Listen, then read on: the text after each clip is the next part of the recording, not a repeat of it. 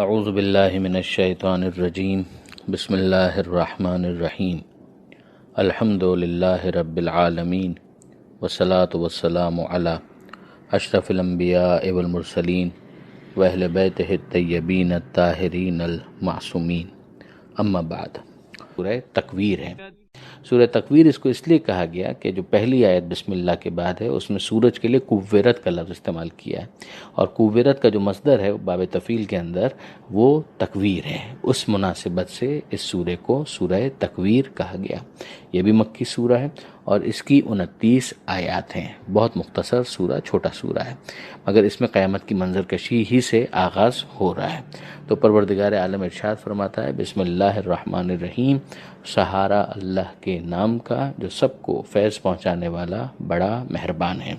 اب یہ اذا کہہ کر کہ جب ایسا ہوگا، جب ایسا ہوگا، جب ایسا ہوگا، یہ مسلسل 12 نشانیاں اور جو میدان قیامت کے جو مناظر ہیں ان کو یہاں پر بیان کیا جا رہا ہے۔ کچھ کا تعلق سورہ اول سے، کچھ کا تعلق سورہ آخر سے، یعنی پہلا سور اور دوسرا سور۔ اس کی وضاحت کئی مرتبہ ہو چکی ہے۔ اذا الشمس کوّرت، جب سورج کو لپیٹ دیا جائے گا، یعنی سورج بے نور ہو جائے گا، سورج کی روشنی ختم ہو جائے گی، سورج کو لپیٹ دیا جائے گا۔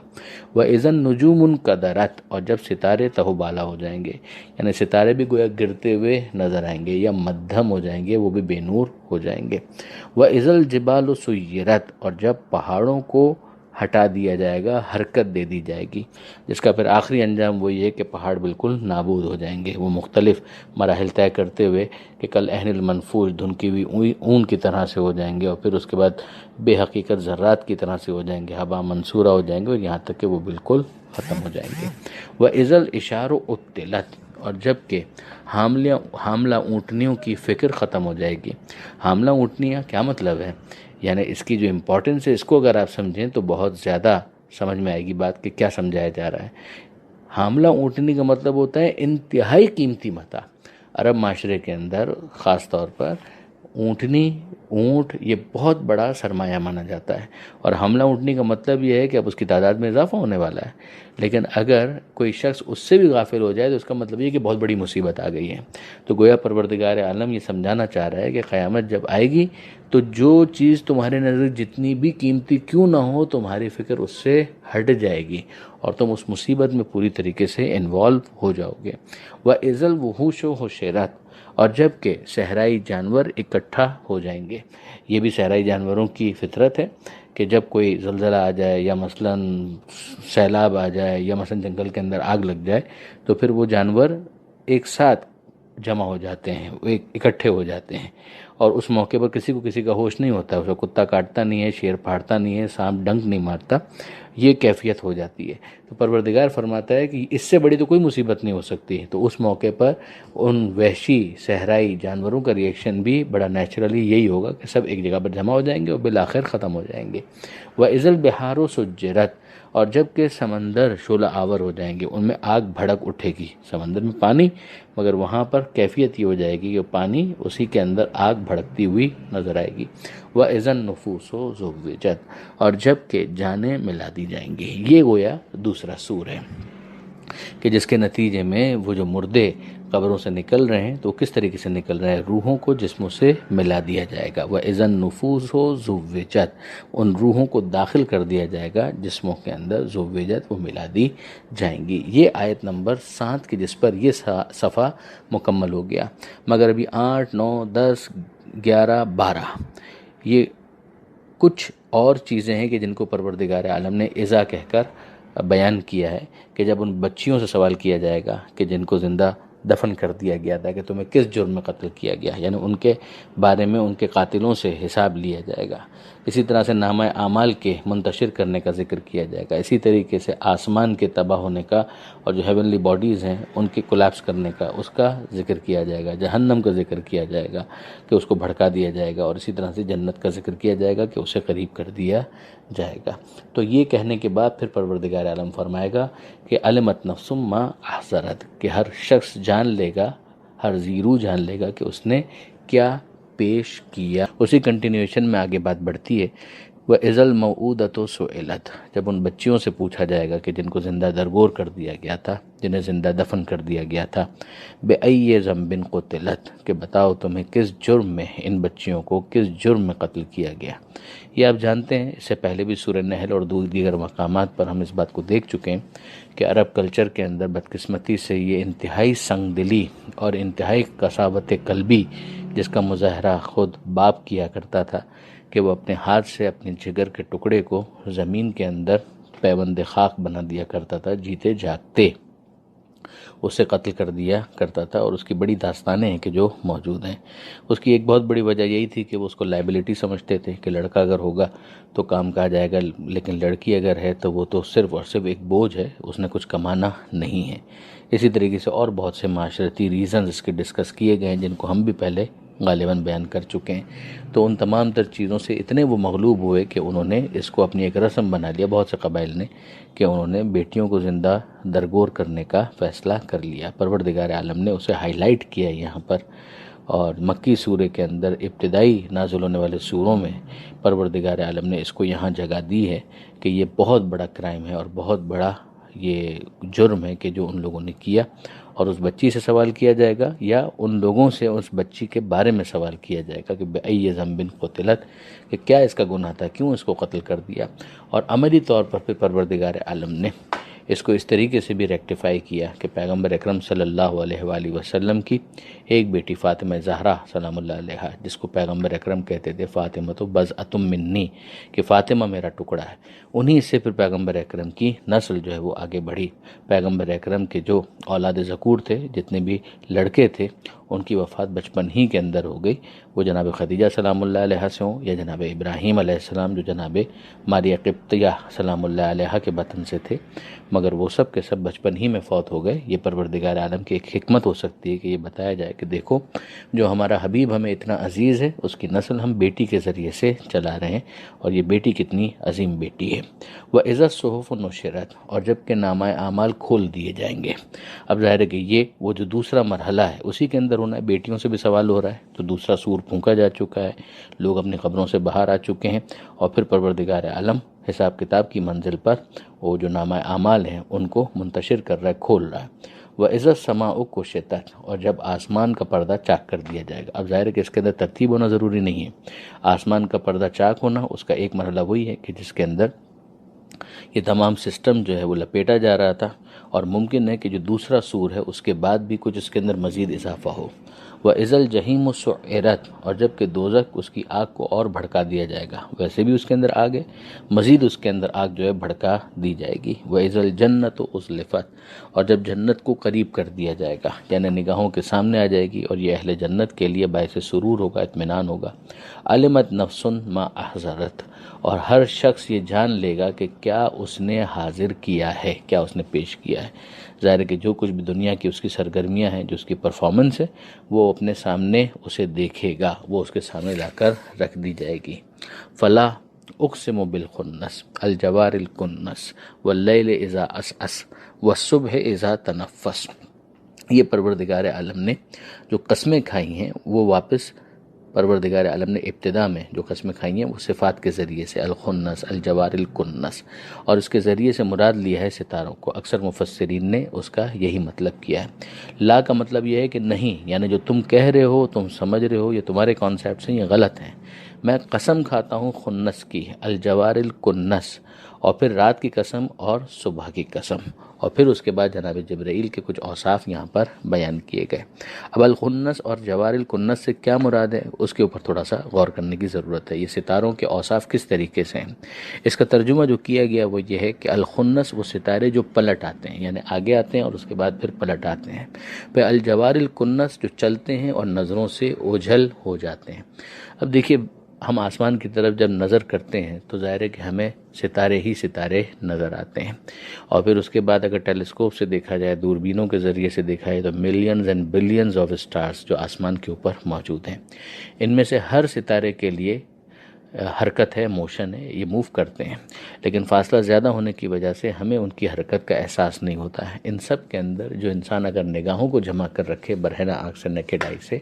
تو 5 ستاروں کے بارے میں جنہوں نے اس کے اوپر محنت کی ہے انہوں نے لکھا، اور ابھی میں آپ کے سامنے تفسیر نمونہ کی عبارت بھی پیش کر دوں گا کہ انہوں نے اس کے حوالے سے لکھا ہے کہ نظام شمسی کے 5 سیارے جو دوربین کے بغیر دیکھے جا سکتے ہیں: عطارد، زہرہ، مریخ، مشتری، زحل۔ اس کی وضاحت یہ ہے کہ اگر ہم پے در پے چند راتوں کو آسمان پر نگاہ لگائے رکھیں تو اس حقیقت کو سمجھنے میں کامیاب ہو جائیں گے کہ آسمان کے ستارے اجتماعی طور پر بتدریج طلوع ہوتے ہیں اور اکٹھے ہی غروب ہوتے ہیں، بغیر اس کے کہ ان کے فاصلوں میں کوئی تبدیلی رونما ہو۔ ایسا محسوس ہوتا ہے کہ ایسا مروارید ہیں جو ایک سیاہ پارچے پر معین و مقرر فاصلوں پر ٹانگے گئے ہیں۔ ہوتا ایسا نہیں ہے، فیل ایسے ہوتا ہے، یعنی اس کی اپیرنس اس طریقے سے۔ اس پارچے کو ایک طرف سے اوپر لے جاتے ہیں اور دوسری طرف سے نیچے کھینچتے ہیں۔ صرف 5 ستارے ہیں جو اس قانون کلی سے مستثنیٰ ہیں، یعنی دوسرے ستاروں کے درمیان چلتے پھرتے رہتے ہیں۔ گویا یہ 5 موتی مروارید ٹکے ہوئے نہیں ہیں اور اس پارچے پر آزاد قرار دیے گئے ہیں اور وہ لوٹتے پوٹتے رہتے ہیں۔ یہ وہی مذکورہ بالا 5 ستارے ہیں جو نظام شمسی کے خاندان کے ارکان ہیں، اور ان کی حرکت قریب ہونے کی وجہ سے ہمیں محسوس ہوتی ہے، ورنہ آسمان کے تمام ستارے ہی اس قسم کی حرکات کے حامل ہیں، لیکن چونکہ وہ ہم سے دور ہیں لہٰذا ہم ان کی حرکات کو محسوس نہیں کرتے۔ پھر اس میں مزید بھی انہوں نے بات کی۔ امپورٹنٹ بات یہ ہے کہ یہ چیز مشاہدے میں آ جاتی ہے، اور اگلی بات یہ ہے کہ حضرت امیر المومنین علی علیہ السلام سے بھی اس طرح کی ایک روایت موجود ہے کہ جس میں انہوں نے ان 5 سے اس کی تفسیر کی ہے کہ یہ ستارے جو آگے ہوتے ہیں، پیچھے ہوتے ہیں، اور پھر ظاہر ہے کہ جب صبح کا وقت ہوتا ہے تو پھر یہ چھپ بھی جاتے ہیں، الکنس یعنی پوشیدہ ہو جاتے ہیں۔ واللیل اذا عسعس، اور رات کی قسم کہ جب وہ تاریک ہو جاتی ہے۔ والصبح اذا تنفس، اور صبح کی قسم جب وہ سانس لینے لگے۔ یہ بہت حسین ایک تعبیر ہے کہ گویا جو صبح اور دن تھا اس کے اوپر، اس کے سینے کے اوپر رات کا ایک بوجھ لا کر رکھ دیا گیا تھا اور وہ سانس نہیں لے پا رہی تھی، اور جیسے ہی رات کا یہ پردہ چاک ہوا اور اس کی تاریکی ختم ہونے لگی تو گویا صبح نے سانس لینا شروع کیا۔ اب ان قسموں کے بعد جو جواب قسم ہے وہ پروردگار عالم ارشاد فرماتا ہے کہ انہ لقول رسول کریم، کہ یہ جو قول ہے یہ رسول کریم کا قول ہے۔ رسول یہاں پہ پیغمبر کے معنی میں ہے، ایلچی کے معنی میں ہے، اور کریم یعنی معزز۔ یہ جناب جبرائیل امین کے اوصاف یہاں پر اب بیان ہونا شروع ہو گئے۔ ظاہر ہے کہ پروردگار عالم کی طرف سے وحی لے کر جو فرشتہ نازل ہو رہا ہے وہ جناب جبرائیل امین سلام اللہ علیہ ہیں، جو پروردگار عالم کے نزدیک بہت محترم ہے، ان کا ایک مرتبہ اور مقام ہے، اور اگر ان کا انکار کر دیا جائے تو گویا اس کنیکٹیویٹی کو ڈسٹرب کر دیا گیا جو پروردگار عالم کی طرف سے بطور وسیلہ جناب جبرائیل کو مقرر کیا گیا۔ یعنی یہ پروردگار عالم کا انتخاب ہے، جو دوسری جگہ پر پروردگار نے ارشاد فرمایا کہ خدا اپنے پیغام کو پہنچانے کے لیے ایلچی منتخب کرتا ہے، رسولوں کو منتخب کرتا ہے، انسانوں میں سے بھی اور فرشتوں میں سے بھی، اور اس آخری وحی کے لیے انسانوں میں سے جن کا انتخاب ہوا ہے وہ ہمارے نبی صلی اللہ علیہ وآلہ وسلم ہے، اور پروردگار عالم کی طرف سے جو فرشتہ وحی نازل ہو رہا ہے وہ جناب جبرائیل امین علیہ الصلاۃ والسلام ہے۔ اب جس طریقے سے آسمانوں کے اوپر ستارے ہیں اور ستارے نظر آتے ہیں، اسی طریقے سے پیغمبر اکرم صلی اللہ علیہ وآلہ وسلم نے گویا آسمان سے نازل ہونے والی اس محترم مخلوق جناب جبرائیل امین سلام اللہ علیہ ان کا مشاہدہ بھی کیا ہے، ان سے ملاقات بھی کی ہے، ان کے ذریعے سے یہ پیغام پروردگار عالم نے نازل کیا ہے۔ نعوذ باللہ من ذالک، یہ کسی شیطان کی کارستانی نہیں ہے، اور نہ ہی یہ پروردگار عالم کی طرف سے جو پیغام نازل ہوا ہے اس کو جنون کہہ کر اگر نظر انداز کر دیا جائے تو پروردگار اس پر راضی ہے۔ یہ 2 باتیں ہیں کہ جس کو پروردگار عالم ان سلسلہ آیات کے اندر سمجھانا چاہ رہا ہے کہ تم اس کی اتھینٹسٹی جو ہے، جو اس کے جینون ہونے کا معاملہ ہے، اس کو ڈاؤٹ مت کرنا۔ میں قسم کھاتا ہوں، یعنی یہ آسمان کے اوپر تمہارے سامنے یہ اتنی ہیونلی باڈیز موجود بھی ہیں، تم دیکھ بھی رہے ہو، اس کے اندر ایک حرکت ہے، ایک موشن ہے، تمہیں نظر بھی آ رہا ہے۔ تو اسی طریقے سے جو وحی کا معاملہ ہے کہ پروردگار عالم نے آسمان سے فرشتہ وحی کو نازل کیا ہے، اور وہ جو آیا ہے پیغام لے کر کلام خدا کا ہے، اور پھر اس کے بعد ظاہر ہے کہ جناب جبرائیل سے پیغمبر اکرم نے سنا اور پیغمبر اکرم سے تم نے سنا، تو اس اعتبار سے مجازن اسے جناب جبرائیل کا قول کہا جائے گا، اسے مجازن پیغمبر اکرم صلی اللہ علیہ وآلہ وسلم کا بھی قول کہا جائے گا، مگر جو اصل کلام ہے وہ تو یقیناً پروردگار عالم ہی کا ہے۔ اس کو حدیث بھی کہا گیا، حدیث اللہ، یعنی اللہ کا کلام۔ قرآن مجید کے اندر کئی آیتیں ایسی ہیں کہ جس میں حدیث کا لفظ پروردگار عالم کے کلام کے لیے بھی استعمال کیا گیا ہے۔ ہمارے یہاں تو ظاہر ہے کہ جب حدیث کہا جاتا ہے تو فوراً حدیث رسول یعنی جو پیغمبر اکرم کی زبان مبارک سے تشریح ہے وہ بھی یقیناً وہی کے ماتحت ہے، مگر ایک جو قرآن مجید کے اندر کلام کا نازل ہونا ہے، خاص طور پر اس کی جو اعجاز والی کیفیت ہے وہ اور بھی نمایاں ہے۔ تو اب پروردگار فرماتا ہے انہ لقول رسول کریم، کہ یہ قول ہے ہمارے اس ایلچی کا، رسول کا، جناب جبرائیل مراد ہیں، جو کریم ہیں، جو بہت معزز ہیں، ذی قوتن، وہ طاقت والے ہیں، عند ذی العرش مکین، ظاہر ہے وہ طاقت خدا ہی کی طرف سے ہے، مگر پروردگار عالم نے اس وسیلے کو طاقت عطا فرمائی ہے۔ عند ذی العرش مکین، اور جو عرش کا مالک ہے اس کے پاس اس کا ایک مقام ہے، وہ صاحب عزت ہیں، مطاعن، اور وہ مطاع ہیں یعنی جن کی اطاعت ہوتی ہے، مطیع اطاعت کرنے والا، مطاع جس کی اطاعت کی جاتی ہے۔ یعنی یہ بھی ہم جانتے ہیں کہ جناب جبرائیل کئی مرتبہ ایسا ہوا کہ جناب جبرائیل جو ہے وہ اپنے فرشتوں کے گروہ کے ساتھ پیغمبر اکرم صلی اللہ علیہ وآلہ وسلم پر نازل ہوئے۔ خود قرآن مجید کے اندر ہم دیکھتے ہیں کہ جناب ابراہیم علیہ السلام کے پاس فرشتوں کا ایک پورا گروہ آیا تھا، اور وہی پہ جناب لوط علیہ السلام کی قوم کی طرف عذاب نازل کرنے کے لیے بھی روانہ ہوا۔ تو جناب ابراہیم علیہ السلام سے ان کی ملاقات بھی ہوئی، گفتگو بھی ہوئی، تو پورا گروہ۔ تو یہ جو عملہ ہے، جس طریقے سے جناب اسرائیل علیہ السلام ہیں وہ فرشتہ موت ہیں، روح قبض کرنے پر مامور ہیں، ان کے ماتحت بھی فرشتوں کا ایک پورا عملہ ہے۔ اسی طریقے سے جناب جبرائیل علیہ السلام کے ماتحت بھی عملہ ہے، بلکہ تمام فرشتے پھر ان کے ماتحت ہی ہیں، یعنی وہ ان سب کے لیے مطاع کی حیثیت رکھتے ہیں کہ جن کی اطاعت کی جاتی ہے، ثم امین، اور پھر وہ امین بھی ہیں۔ یعنی جناب جبرائیل کے جو اوصاف آپ کے سامنے بیان کیے گئے، کریم، معزز ہونا، ذی قوتن، صاحب قوت ہونا، مکین، ایک مرتبہ پھر عزت دار ہونے کے لیے، اور عند ذی العرش کے وضاحت کے ساتھ کہ جو عرش کا مالک ہے اس کے پاس اس کی عزت ہے، اس کا ایک مقام ہے، اور مطاع یعنی وہ اطاعت کیے جاتے ہیں، ان کی اطاعت ہوتی ہے، اور پھر وہ خود امانت دار ہے، ثم امین، اس میں کسی تحریف کی، کسی ملاوٹ، کسی ملوث ہونے کی کوئی گنجائش نہیں۔ وما صاحبکم بمجنون، ایک تو اوتھنٹسٹی یہ ہے کہ اس فرشتہ وحی نے اس کو نازل کیا ہے پروردگار عالم کی طرف سے، اور دوسری بات یہ ہے کہ تم نعوذ باللہ من ذالک، ہمارے حبیب اس کو مجنون کہہ کر اس بات کو نظر انداز مت کرو، بلکہ یہ جو پیغام ان کے پاس ہے اس سے اپنے لیے ہدایت کی شمع کو روشن کرو۔ وَلَقَدْ رَآهُ بِالْأُفُقِ الْمُبِينِ، اور یقیناً انہوں نے اسے دیکھا ہے افق مبین، یعنی کھلی ہوئی فضا میں۔ اب اس کے بعد وہ ربط سمجھ میں آ جاتا ہے جو ستاروں کا، رات کا، صبح کا جو تذکرہ کیا گیا کہ پروردگار عالم نے اپنے حبیب کو اس فرشتے وحی کی رؤیت کرائی ہے، باقاعدہ پروردگار عالم نے دکھلایا ہے۔ وما ہوا علی الغیب بضنین، اور یہ جو ہمارا حبیب ہے یہ غیب کے معاملے میں بخیل نہیں ہے، یعنی کنجوس نہیں ہے، یعنی تمہاری اس طرح کی باتوں کی وجہ سے کہ تم مذاق اڑاتے ہو یا دوسری حرکتیں کرتے ہو، اذیت پہنچاتے ہو، تو یہ لومۃ اللائم کی وجہ سے یا کسی اور وجہ سے ان خبروں کو بیان کرنے میں کمی نہیں کریں گے، جو ان کی ذمہ داری ہے وہ انہوں نے پوری کرنی ہے۔ وما ہوا بقول شیطان الرجیم، اور نہ ہی یہ شیطان رجیم کا قول ہے جو مردود ہے، یعنی اس کلام کا، اس پیغام کا جو محمد مصطفیٰ صلی اللہ علیہ وآلہ وسلم تم لوگوں کے سامنے بیان کر رہے ہیں، تم خود اس کو اسیس کرو، جس کے اندر پاکیزگی ہے، طہارت ہے، کیا یہ کلام شیطان کا ہو سکتا ہے، وسوسہ ہو سکتا ہے؟ معاذ اللہ، یہ پروردگار عالم کی طرف سے نازل کرتا ہے، فرشتہ وہی لے کر آیا ہے، اور رسول اللہ صلی اللہ علیہ وآلہ وسلم نے پورے